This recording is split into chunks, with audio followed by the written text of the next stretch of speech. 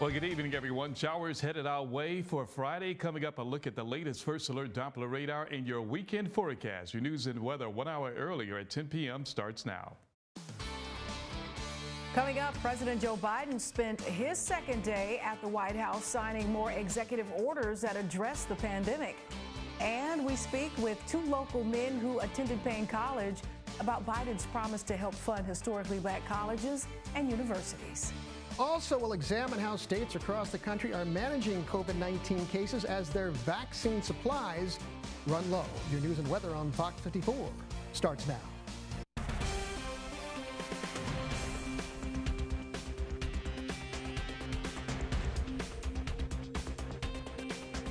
And good evening. Thank you so much for joining us at 10. I'm Courtney Hicks. And I'm Mark Blaine. We begin with breaking news. Authorities tonight responded to a deadly shooting in Blythe.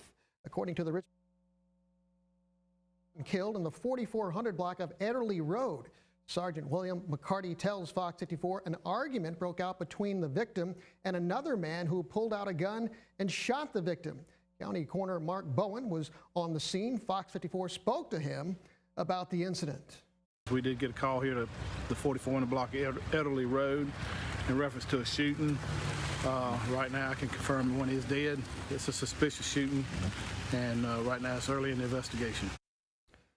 Bowen says that the name of the victim won't be released until family is notified. Authorities tell us the man who allegedly pulled the trigger is in custody. And it was the second day in office for President Joe Biden, and he began by signing 10 executive orders focused on the COVID-19 pandemic and his administration's plans to get control of the virus. Biden is using the Defense Production Act to mandate that companies make more testing and vaccine supplies. He's also asking lawmakers to pass another $1.9 trillion relief package, but would need Republican support. I don't think that we should move forward with a huge budget that would really just fulfill a lot of longstanding Democratic wishes. Biden's plans, however, are being overshadowed by talks over former President Donald Trump's historic second impeachment.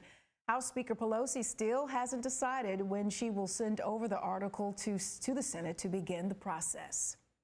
Ahead, we'll continue our coronavirus coverage with a look at how the country is working to slow the curve of the pandemic as vaccine supplies are becoming scarce. And before he took the oath of office, President Biden spoke about his plan to help support and provide funding for historically black colleges and universities. 54's Maya Payton spoke to two former Payne College students about what this would mean for their alma mater, as well as other HBCUs around the country.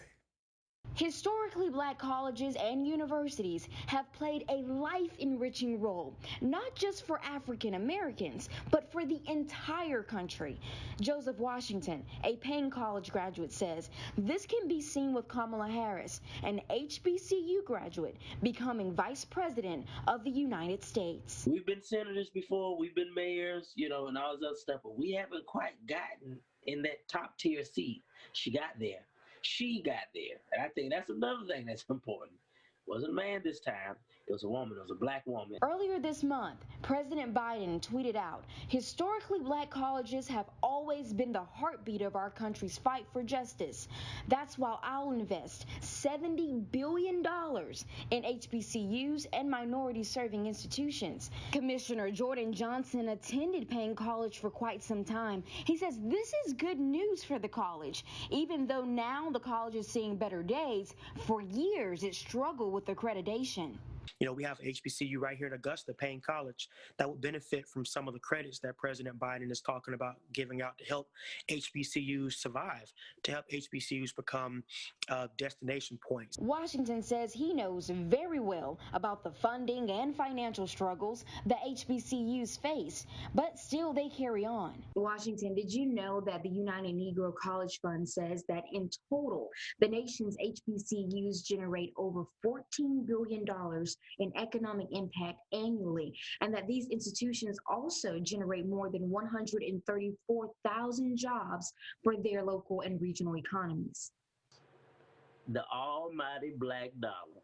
We have been the pillar, the shining light of education in the African American community.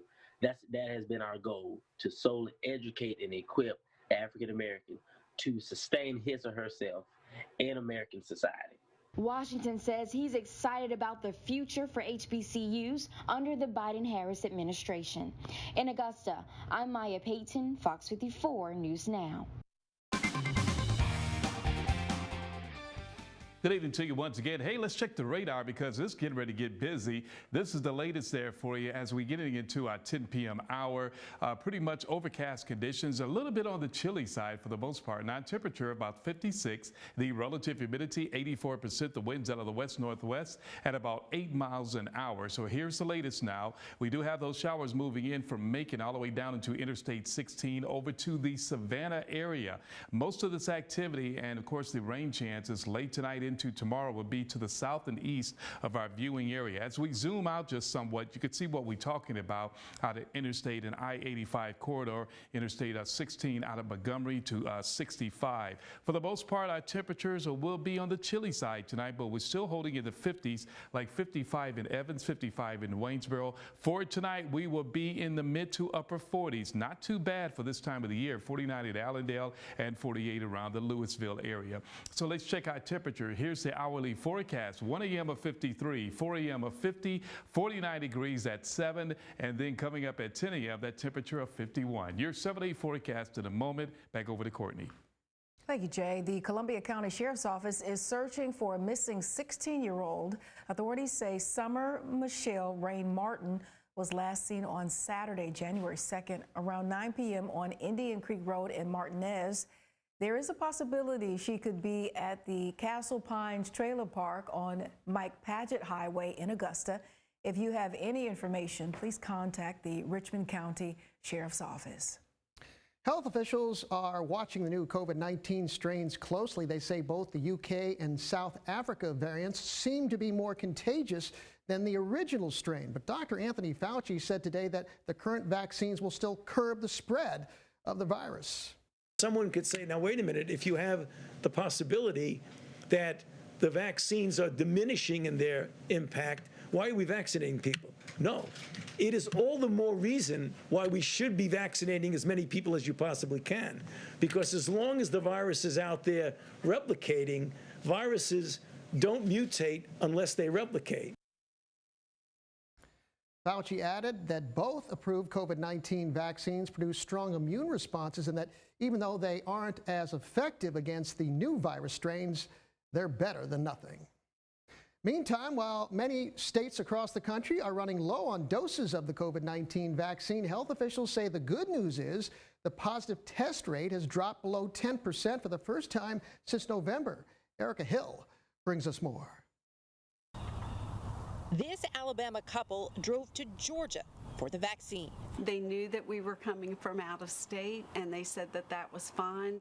New York City postponing 23,000 vaccine appointments this week, warning its supply will be exhausted by tomorrow. You will see a constant pattern of basically running out, waiting for the next week's allocation, and then starting up again. It's not just supply issues. Many of our seniors don't drive.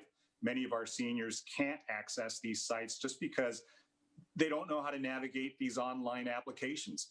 The reality, even with 1 million shots a day, it would take more than a year to fully vaccinate every adult in the U.S. We have to get those other vaccines up, and as soon as possible. Johnson & Johnson could apply for emergency use authorization in the next 2 weeks, and vaccine confidence is growing. According to a new CNN poll, 2/3 now say they'll try to get one, up from 51% in October. While they wait, Wisconsin and Alabama among the states extending mask mandates. Quite frankly, we've run out of ways to underscore the importance of taking this virus seriously.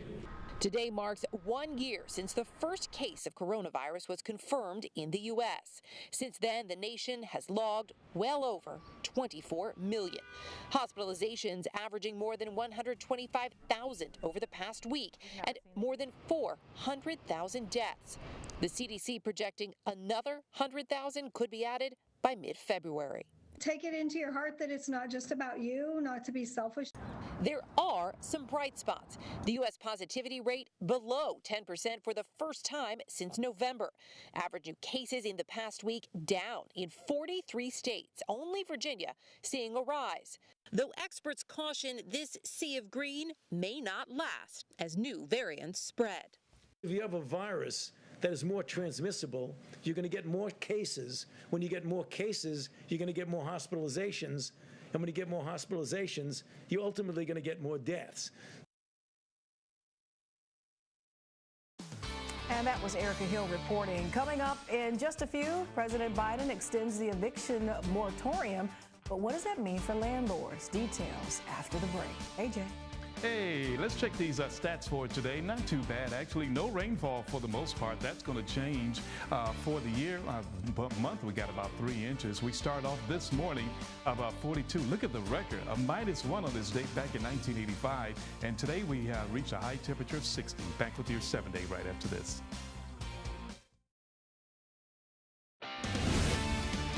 Your local news 1 hour earlier. WFXG Fox 54 News Now.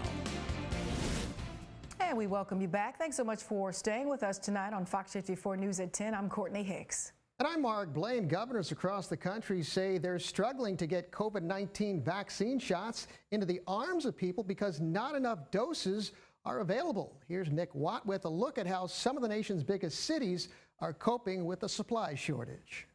In California, it could take about 5 more months to vaccinate 75% of the over 65s if the current sluggish rate continues. Get on the ball, guys. We're out here. New York State has just 2 or 3 days worth of doses on hand. You will see a constant pattern of basically running out, waiting for the next week's allocation, and then starting up again. If the nation continues at this sluggish rate, it'll be more than a year before 75% of American adults are fully vaccinated. This needs to be all hands on deck, really a wartime effort. The compounding crisis of COVID. You just heard the new president actually has a detailed plan, and more vaccines are coming, likely among them a single-dose option from Johnson & Johnson. They are literally within a week or two of getting their data analyzed so that we can make a decision. Nationally, average new case counts are falling for now, rising in just one state, Virginia. But COVID fatigue and more contagious variants could change that. I worry desperately in the next 6 to 12 weeks we're going to see a situation with this pandemic unlike anything we've seen yet to date. And that is really a challenge that I don't think most people realize yet. Inauguration Day, a near record COVID death toll reported. 4,375 dead. Now, among the dead, the sign language interpreter at COVID briefings in Hawaii. Patty Sokol was also a mother and a grandmother. And the virus just took hold in her body and ravaged it. The CDC now projects this nation could reach over 500,000 COVID dead, maybe 100,000 more lives lost before Valentine's Day. That was Nick Watt reporting for us tonight. And happening in South Carolina today, Governor McMaster stopped in Aiken to spread awareness about COVID-19 vaccination. Fox 54 caught up with the governor on his visit to the Trinity on Lawrence long-term care facility, one of the first places of its kind in the state to receive the vaccine. Just yesterday, South Carolina saw its second highest COVID-19 deaths of the pandemic, but health officials say the state is starting to get its fair share of doses. Governor McMaster used today's visit to show those doses are being put to use. The president and CEO, Lutheran Holmes of South Carolina, says the state is taking action against the virus and tells Fox 54 about 75 people at this long-term care facility have now been vaccinated. It's my understanding that this was one of his first stops for long-term care for people who are getting the vaccines around the state, and we couldn't be more happy. He's been honoring a lot of folks in terms of his encouragement and what he's done for all of us folks in long-term care, and we're very happy that he joined us today. Tonight at 11, we'll hear from one of the employees who received a vaccination today. Meantime, Georgia Governor Brian Kemp called a press conference to present an update on the state's progress in fighting the COVID-19 pandemic. He said that hospitalization numbers are at their lowest in 2 weeks, meaning that the surge from the holidays is beginning to subside. However, the governor warned Georgians not to become complacent. Our hospitals cannot handle another surge in COVID-19 patients on top of their current workload. This is not an all-clear signal. We've got to continue to keep our foot on the gas. Kemp also reported that the state has administered over 535,000 doses of the COVID vaccine. That amounts to over 50% of the total number of doses that have been shipped to Georgia at this point. Well, good evening to you once again as we begin with our first alert Doppler radar. At about 10:35, you can see the clouds are now starting to settle in. This is all ahead of some shower activity we are going to expect here late tonight into tomorrow, and it looks like it's going to stick around for a while. Let's check those temperatures across the area. We are 56 degrees, partly cloudy, winds west the northwest at about 8 miles an hour. And you could see those showers out of Macon, just south of Atlanta, into Interstate 75. That will cross over to Interstate 16, and most of that will start working its way into the CSRA. So for tomorrow, you will need the rain gear. Not so much of a heavy coat because our temperature is going to be back to seasonable. We are holding now at 50 in McCormick, 52 in Aiken, and Waynesboro, that temperature of 55. Don't forget about the big raffle. Of course, the Horizon Foundation, proceeds going to the Hope House. The drawing will be held February the 11th at the Mercedes-Benz on Washington Road in Augusta. 1,500 tickets will be sold, $100 a piece. Go to our website and get all the latest information. Our hourly forecast coming up at 4 a.m. of 50, 49 at 7, and 49 at 10. Back in a moment. Back to our news now. Here's Courtney. All right, thank you, Jay. There's a reason you've been seeing tractors around the waterline of Lake Olmsted. It's undergoing some changes that will help the community. The Savannah Riverkeeper says the dredging project will remove dirt to make the lake about 10 feet deep. Right now, it's only about 2 to 3 feet deep, which is causing some problems. The shallower water heats up quicker. It's worse for bacteria. It just makes it grosser. The other is Lake Olmsted serves as a big flood reservoir. And so when it fills up with dirt, it can't hold as much water. And so that causes problems for flooding all the way up Rays Creek. And the project will be ongoing until at least the end of the year. They're advising anyone who plans on activities on or near the water to steer clear until the project is complete. Richmond County Sheriff's Office arrested a woman today in connection to medication disappearing at the Charles B. Webster Detention Center. Authorities say 50-year-old Tywana Watson faces a charge of possession of a controlled substance. Her arrest followed a reported medication count discrepancy at the detention center. Investigators say Watson is an employee of WellPath, the medical service provider for the detention center. This investigation is ongoing. Fox 54 will keep you updated as we learn more, both on air and online at WFXG.com. And to Waynesboro now, where the police department is looking for a man wanted for terroristic threats and acts. Details are limited, but they say Shaquan Ahmad Hines has active warrants and is considered armed and dangerous. If you see Hines or know of where he could be, contact local law enforcement. We may soon know the timing of the second Senate impeachment trial of former President Donald Trump. Even though House Speaker Nancy Pelosi has balked at talking about a timeline, there are signs a deal could be in the works to lock down a date. Fox News correspondent Mike Emanuel has more. These 6 fine folks have put us in the majority. Chuck Schumer is the new Senate Majority Leader, but the Senate Minority Leader notes just barely. The American people chose an evenly split Senate, 50 Republicans and 50 Democrats. McConnell and Schumer have yet to work out a power-sharing agreement. McConnell wants a commitment to maintain the Senate filibuster, but Schumer's under pressure from the left. We ought to end the filibuster. Unquestionably, it is an obstacle to conquering the pandemic and reviving the economy, getting stuff done. House Speaker Nancy Pelosi is also being questioned over how a Senate impeachment trial of a now former president is going to help with unity. You don't say to a president, do whatever you want in the last months of your administration. You're going to get a get out of jail card free. Minnesota Democrat Senator Amy Klobuchar says the Senate could handle nominations and that trial with a simple agreement. You could literally have nomination hearings and nomination votes in the morning. You could have the impeachment trial in the afternoon. Congratulations. The Senate last night confirmed Avril Haines to be Director of National Intelligence with an 84-10 vote. We can and should confirm the Secretaries of Defense, State, Homeland Security, and Treasury without much delay.